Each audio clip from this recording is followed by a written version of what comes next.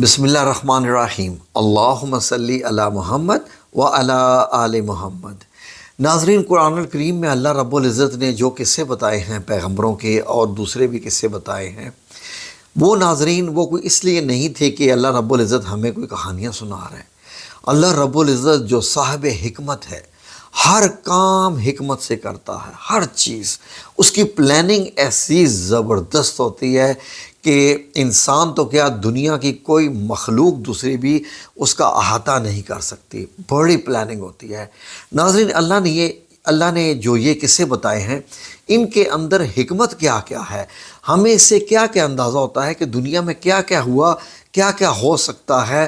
تو ناظرین، آج ہم آپ کو بتانے جا رہے ہیں کہ حضرت سلیمان علیہ السلام کا جو قصہ ہے، اس کے اندر ہم لوگوں کے لیے کیا کیا نشانیاں ہیں، کیا کیا وہ چیزیں ہیں جن پہ ہم غور نہیں کرتے۔ ہم کہانی کو ایسا کہانی لے لیتے ہیں۔ آئیں ذرا دیکھتے ہیں غور سے کہ اس قصے میں اللہ رب العزت نے کیا رکھا ہے، اور اس قصے کو جو ہم بیان کریں گے میں آپ کو بتاتا جاؤں گا کہ اس سے اندازہ لگائیے کہ کیا کیا ہو سکتا ہے جو ہم نہیں کر پاتے، اور اللہ رب العزت کے کلام کی کیا کیا حکمتیں ہیں، اور اللہ رب العزت نے کیا کیا چیزیں دنیا میں کس طریقے سے رکھی ہوئی ہیں۔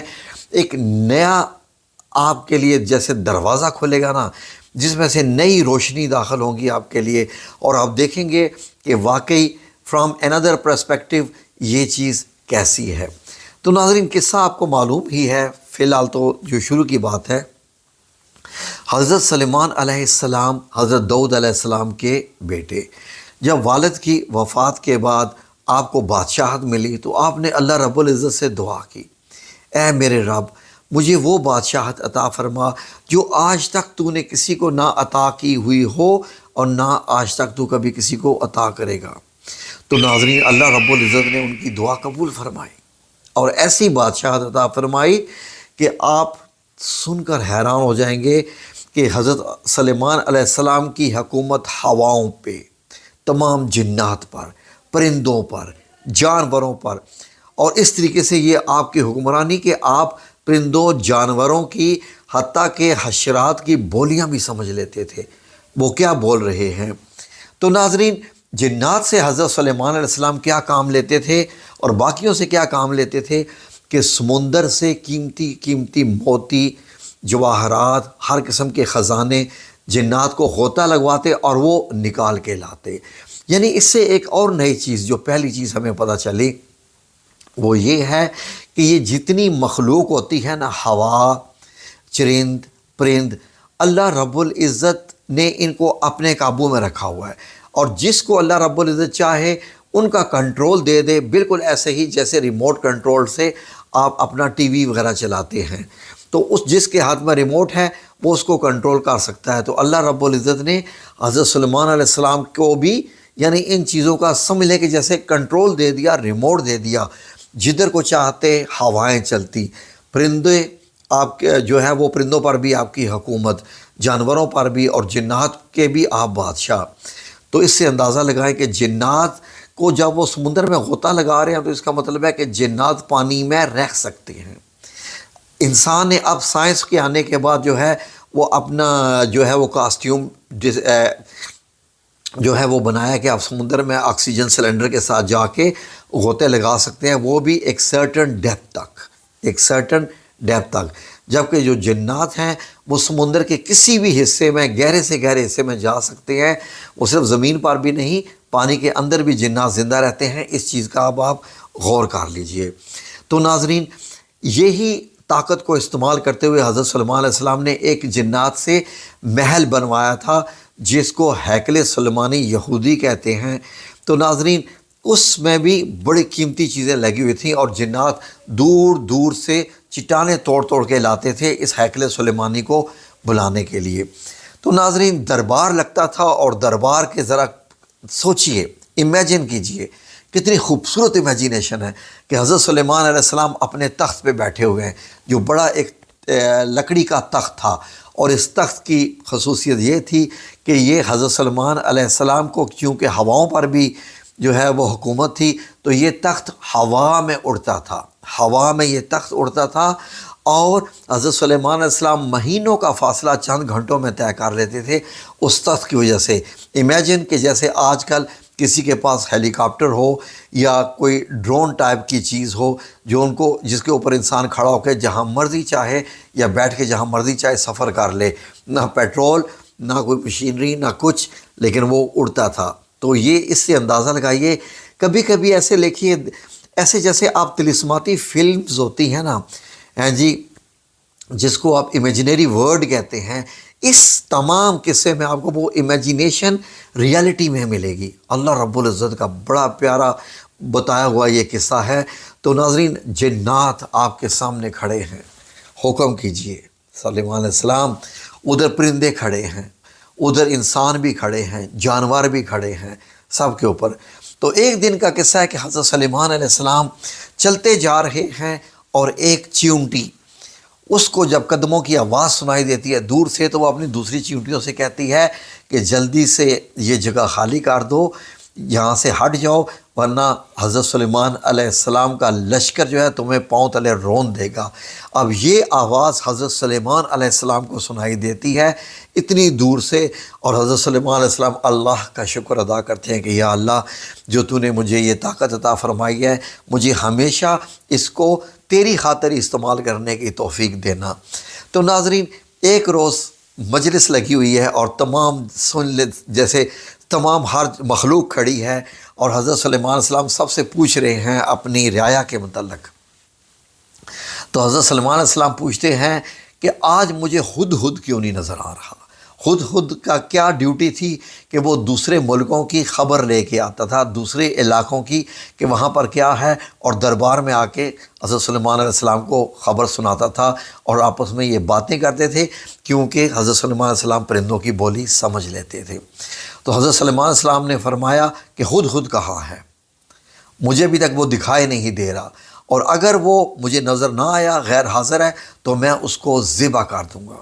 اتنے میں ہدہد آ کے سامنے آ کے بیٹھ گیا، اور حضرت سلیمان علیہ السلام کو بتاتا ہے کہ میں جنوب کی طرف ایک دور علاقے میں گیا تھا، یمن کے پاس، وہاں پر ایک سبا ہے، وہاں کی ایک ملکہ ہے، اس کا نام بلقیس ہے، وہ حکومت کرتی ہے اپنے بڑے خوبصورت علاقے کے اوپر، اور بڑی خوبصورت اس کا علاقہ ہے، اس کا بہت بڑا محل ہے، اور بڑا سرسبز و شاداب علاقہ ہے، اور اس ملکہ کا تخت ہیرے جواہرات سے بہت بھرا ہوا ہے، اور وہ جو ملکہ ہے اور اس کے جو تمام رعایا ہے وہ سورج کی پوجا کرتے ہیں، اللہ رب العزت کی پوجا نہیں کرتے۔ یقیناً شیطان نے ان کا عمل اچھا کر کے بتایا ہے، تو وہ سمجھتے ہیں کہ شاید سورج ہی ہمارا رب ہے، تو وہ سورج کی پوجا کرتے ہیں۔ تو حضرت سلیمان علیہ السلام نے فرمایا کہ اگر تو سچ کہتا ہے تو ٹھیک ہے، اگر تو جھوٹا ہوا تو میں تجھے چھوڑوں گا نہیں۔ چل ایک کام کر، میں تجھے خط لکھ کے دیتا ہوں، یہ خط جا کے ملکہ سبا کو دے گیا۔ حضرت سلیمان علیہ السلام نے خط لکھا اور ہدہد کو دیا کہ جاؤ، اس کو لے کے جاؤ، ملکہ سبا کو دو، اور ملکہ سبا کو خط دینے کے بعد قریب ہی کھڑے رہنا، سننا، دیکھنا کہ وہ اس کا کیا جواب دیتی ہے۔ ہدہد وہ خط لے کے جب دوبارہ ملکہ سبا کے پاس گیا، اس وقت وہ سورج کی پوجا کے لیے تیاری کر رہی تھی، اور اس کے سردار بھی سارے تیار ہو رہے تھے۔ ہدہد نے وہ والا خط آیا، ملکہ سبا کے قریب آ کر وہ اڑتا ہوا آیا، ملکہ سبا نے اس کو دیکھا، اور ہدہد نے وہ خط اس کی گود میں پھینک کے اڑ کے چھپ کے سننے لگ پڑا کہ اب یہ باتیں کیا ہوتی ہیں۔ ملکہ سبا حیران ہوگی، خط کو کھول کے دیکھا تو کیا لکھا ہوا تھا کہ بسم اللہ الرحمن الرحیم، خط میں لکھا ہوا تھا بسم اللہ الرحمن الرحیم۔ اور ملکہ سبا حیران ہوگی کہ اللہ کے نام سے جو بڑا مہربان اور نہایت رحم والا ہے، تو اس کے آگے لکھا ہوا تھا کہ شروع اللہ کے نام سے ہے، اور مضمون یہ ہے کہ میرے مقابلے میں سرکشی نہ کرو، میرے مقابلے میں سرکشی نہ کرو، اور مسلمان ہو کر اور میری تابع ہو کر میرے پاس حاضر ہو جاؤ۔ اتنا سا مضمون، ایک لائن کا، اتنا سا، یہ لکھا ہوا تھا کہ یہ مکتوب، یہ خط سلیمان علیہ السلام کی طرف سے ہے، بسم اللہ الرحمن الرحیم، اور مسلمان ہو کر میری تابع ہو کر جی میرے پاس حاضر ہو جاؤ۔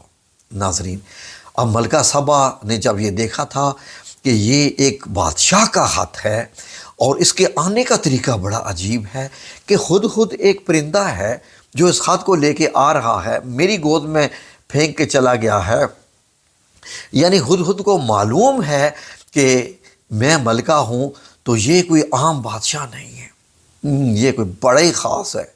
تو اس نے یہ کہا کہ یہ اللہ کون ہے جو رحمان اور رحیم رحم کرنے والا ہے؟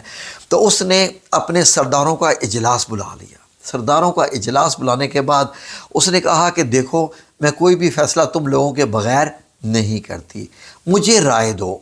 یہ ایک بادشاہ ہے سلیمان علیہ السلام، اس کا یہ خط آیا ہے اور مجھے اندازہ ہو رہا ہے کہ یہ کوئی عام بادشاہ نہیں ہے، کیا کیا جائے آپ بتاؤ؟ تو اس کے سردار جو تھے تو انہوں نے کہا، ملکہ سبا ہم بڑے جنگجو ہیں، ہم بہت لڑنے والے ہیں، بے فکر ہو جاؤ، ہم دیکھتے ہیں کہ وہ کیا کرتا ہے، ہم جا کے جنگ لڑیں گے۔ ملکہ سبا نے کہا، نہ، آپ کو نہیں پتہ، میرے جو عقل ہے وہ یہ کہہ رہی ہے کہ یہ کوئی عام بادشاہ نہیں ہے، نہ ہی یہ خط عام طریقے سے میرے تک پہنچا ہے۔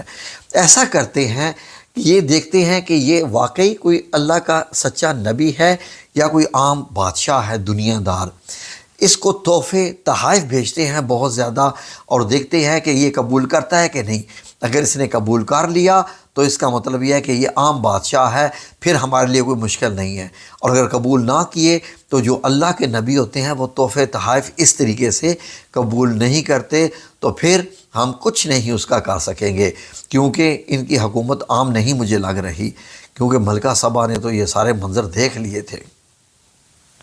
اب ناظرین، ہدہد واپس یمن سے اڑتا ہوا کہاں آیا؟ بیت المقدس، فلسطین۔ کتنا فاصلہ ہے اندازہ لگائیے، 1.5-2 گھنٹے کی فلائٹ ہے۔ تو ناظرین، ہدہد آ کے اس نے سارا قصہ حضرت سلیمان علیہ السلام کی خدمت میں پیش کر دیا کہ وہ تو یہ کہہ رہے ہیں، تو وہ تحفے تحائف بھیج رہے ہیں۔ اتنے میں وہ پھر جب وہ تحفے تحائف لے کے آئے، سونے، چاندی، جواہرات، کئی روایات میں ہے کہ 500 خدامائیں، کنیزیں اور خادم، اور حضرت سلیمان علیہ السلام نے ان کا شاندار استقبال کیا اور ان سے کہا کہ میں اللہ کا نبی ہوں، اور میرے پاس جو اللہ رب العزت نے جو کچھ مجھے دیا ہوا ہے، یہ سب کچھ تم دیکھ رہے ہو، یہ میرے اللہ نے دیا ہے، اس کے مقابلے میں تمہارے پاس تو کچھ بھی نہیں ہے، اس کی اوقات ہی نہیں ہے جو تمہارے پاس کیا ہے، تم مجھے اس طرح کے تحفے دے کے خوش کرنا چاہتے ہو۔ جاؤ ملکہ سبا سے کہو کہ ہم آنے کے لیے تیاری کر رہے ہیں اور ہم آئیں گے۔ تو اب وہ واپس گئے، انہوں نے ملکہ سبا کو جا کے بتا دیا کہ وہاں تو معاملے کچھ ہو رہا ہے، اور جب وہ آئے واپس، جو قاصد جب ملکہ سبا کے پاس پہنچے تو پھر سارے سب کچھ واپس لے کے، تو انہوں نے بتایا کہ ملکہ سبا، عجیب منظر ہم نے دیکھا، ایسا منظر ہم نے کبھی زندگی میں نہیں دیکھا۔ وہاں تو جنات ہاتھ باندھے کھڑے ہیں، وہاں تو جانور ہاتھ باندھے ایسے جو ہے وہ تمیز سے کھڑے ہیں، پرندے آ کے بات کر رہے ہیں، وہ تو بادشاہ ہی عجیب ہے، ہم نے تو ایسا آج تک زندگی میں نہیں دیکھا۔ ملکہ سبا، یہ معاملہ کچھ اور ہے، یہ عام بات نہیں ہے۔ تو ملکہ سبا نے پھر ان سے کہا کہ ٹھیک ہے، میں پھر آتی ہوں۔ ملکہ سبا نے جو ہے وہ اسلام قبول کیا اور پھر جانے کا قصد کیا۔ تو اس کے بعد حضرت سلیمان علیہ السلام نے اپنا دربار بلایا، دربار میں سب پیش ہوئے، جنات، انسان، چرند پرند، سب کچھ۔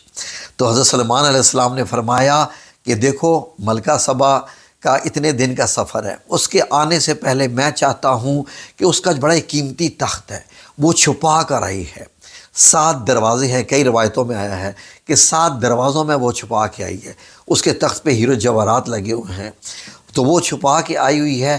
میں اس کو مزید حیران کرنا چاہتا ہوں، میں اس کو دکھانا چاہتا ہوں کہ اللہ رب العزت نے مجھے کیا طاقت دی ہوئی ہے، تو میں چاہتا ہوں کہ وہ تخت یہاں پر آ جائے۔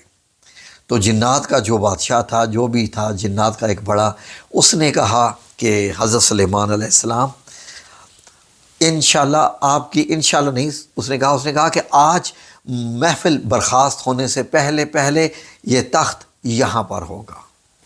حضرت سلیمان علیہ السلام نے کہا نہیں، یہ تو بہت دیر ہے، مجھے اس سے بھی پہلے چاہیے۔ اب اسی دربار میں حضرت سلیمان علیہ السلام کے ایک وزیر، جن کا نام روایات میں آیا ہے کہ حضرت آصف بن برخیا، انہوں نے حضرت سلیمان علیہ السلام سے فرمایا کہ میں وہ لا سکتا ہوں۔ حضرت سلیمان علیہ السلام نے فرمایا کتنی دیر میں؟ تو انہوں نے فرمایا حضرت آصف بن برخیا نے کہ بادشاہ سلامت، آپ کی آنکھ جھپنے کی دیر میں۔ حضرت سلیمان علیہ السلام نے کہا ٹھیک ہے۔ حضرت سلیمان علیہ السلام نے آنکھ جھپکی تو وہ تخت ساتھ پڑا ہوا تھا۔ یہ کیسے آیا تخت؟ کتنی حیران کن بات ہے ناظرین، یہ تخت کیسے آیا؟ اللہ رب العزت نے اس کی بیان خود کیا، اس کی وجہ بتائی کہ وہ اتنا بھاری تخت، جس کی بتایا جاتا ہے کہ لمبائی چوڑائی 80 اور 40 گز تھی۔ 80 اور 40 گز مکان ہوتے ہیں ہمارے ہاں، اتنے بڑے، اتنے بڑے، یہ مطلب اندازہ لگائیے۔ تو ناظرین وہ تخت تھا۔ تو حضرت سلیمان علیہ السلام نے اپنے لوگوں سے کہا کہ تھوڑی سی اس میں ماڈیفیکیشن کرو، تبدیلی کرو، تاکہ میں ملکہ سبا کو چیک کروں کہ کیا وہ اپنے اس تخت کو پہچانتی ہے کہ نہیں۔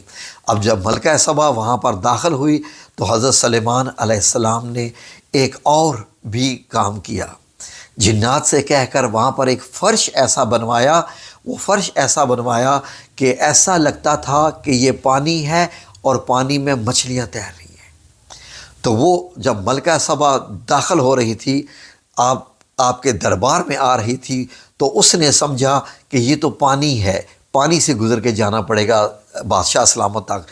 تو اس نے اپنی پنڈلیوں تک اپنے جو لباس تھا وہ اس کو تھوڑا سا اونچا کیا، اور جب پھر اس نے پاؤں رکھا تو نے کہا ہے میں تو سمجھی تھی کہ یہ پانی ہے۔ تو حضرت سلیمان علیہ السلام نے پھر ان کو بتایا کہ یہ پانی نہیں ہے، یہ ہم نے اسپیشل بنوایا ہے۔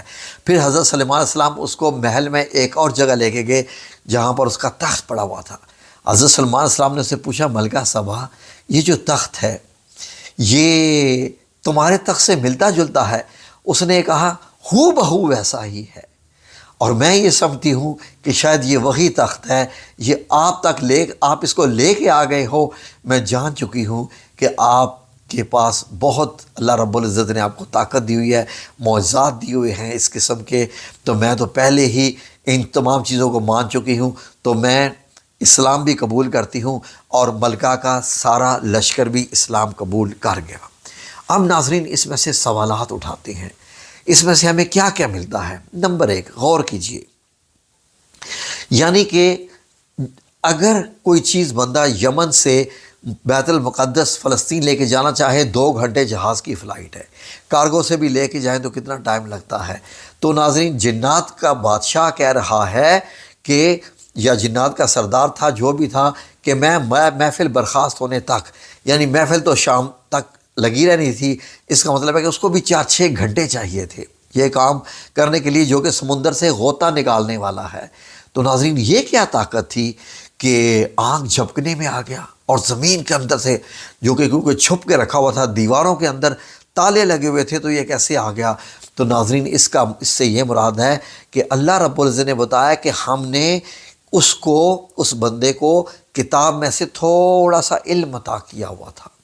اس کا مطلب ہے کہ وہ کتاب کون سی ہے ناظرین؟ تو وہ کتاب لوح محفوظ میں ہے۔ وہ لوح محفوظ والی کتاب کون سی ہے؟ کیا یہ قرآن کریم ہی تو نہیں ہے؟ ناظرین قرآن پاک تو ہمارے پاس بھی ہے، ہمیں تو پتہ نہیں ہے کہ قرآن پاک کو استعمال کر کے، آیات کو استعمال کر کے ہم اپنے بخار کا بھی علاج کر سکتے ہیں۔ ہم لوگوں کو تو یہ بھی نہیں پتہ کہ قرآن یہ الفاظ کتنے مضبوط ہیں، اور اللہ رب العزت قرآن پاک میں خود فرما رہا ہے کہ یہ قرآن اگر میں کسی پہاڑ پہ نازل کرتا تو وہ بھی خوف سے ریزہ ریزہ ریزہ ہو جاتا، یعنی وہ پتھر، بڑے بڑے جو پتھر ہوتے ہیں وہ ریت بن کے رہ جاتے، پاؤڈر بن جاتے۔ یہ اتنی طاقت ہے ان الفاظ میں۔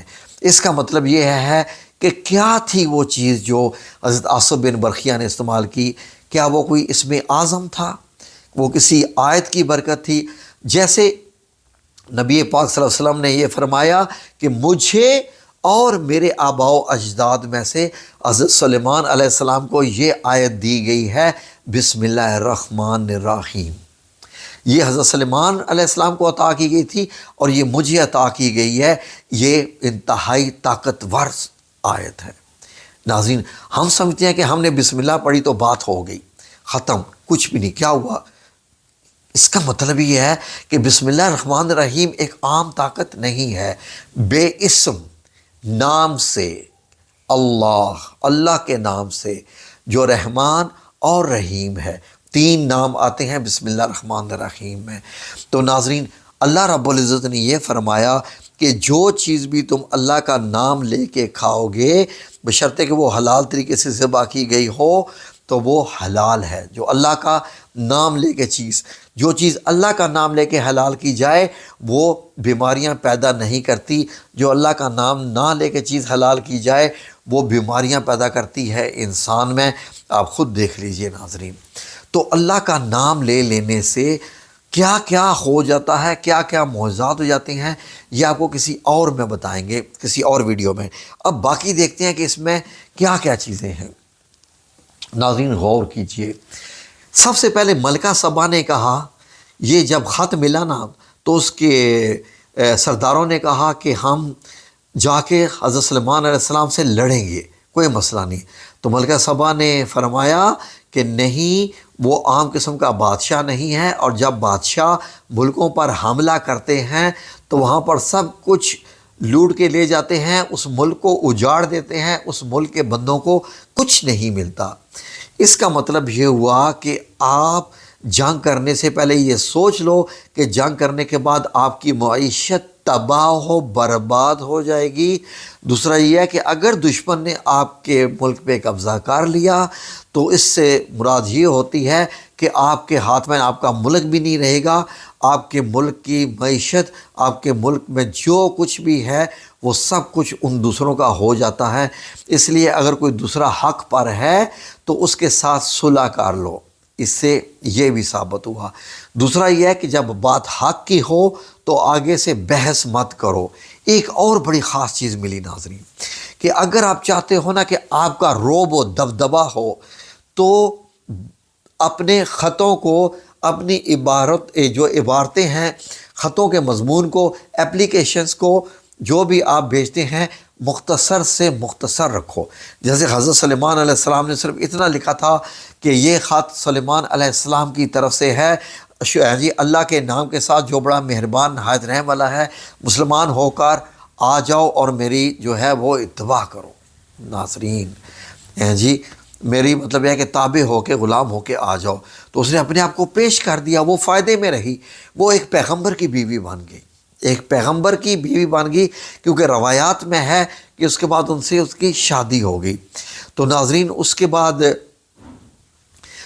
اس میں سے اور بھی کیا کیا جو ہے وہ سبق ملتے ہیں کہ اللہ رب العزت جب بھی چاہے آپ کو اپنی مخلوق میں سے کوئی چیز بھی آپ کے تابع کر سکتا ہے. فار ایگزامپل جنات حضرت سلیمان علیہ السلام کے تابع، پرندے حضرت سلیمان علیہ السلام کے تابع، یعنی پرندوں کی بولیاں بھی وہ سمجھ لیتے تھے، چیونٹیوں کی آواز تک سن لی. حیران کن بات. اور اسی چیونٹی کی وجہ سے اس سورت کا نام سورہ النمل رکھا گیا ہے، کیونکہ سورہ نمل کا مطلب عربی میں چیونٹی ہوتا ہے. ناظرین تو اس سے اندازہ لگائیے بڑی بڑی چیزیں جو کہ ہیں کہ آپ اگر روحانیت میں کوئی اسم اعظم کا کچھ ایسا عمل کریں، کچھ ایسے وظائف کریں تو آپ کو اللہ رب العزت ایسی طاقت دے سکتا ہے کہ جو آپ کی سوچ سے بھی باہر ہو. زندگی میں کچھ نہ کچھ حاصل کر لیجئے. یہ علم سارا کا سارا قرآن پاک میں ہے، قرآن پاک کی آیات میں ہے. جتنا اس کے اندر جائیں گے اتنا ہی آپ کو مزہ بھی آئے گا اور آپ اللہ کے بھی نزدیک ہوتے جائیں گے. ویڈیو اور نہ لمبی ہو جائے، کہنے کو تو اور بھی بہت کچھ ہے، لیکن فی الحال آپ کی خدمت میں یہ پیش کرتی ہے، ہم نے پیش کیا. ابھی کچھ اور بھی اس میں ہے، کسی اور ویڈیو میں بتائیں گے کہ اور بھی کیا کیا خزانے اس میں ہو سکتے ہیں. جزاکم اللہ خیر. اللہ آپ سب لوگوں کو اپنی حفظ و امان میں رکھے. آمین یا رب العالمین.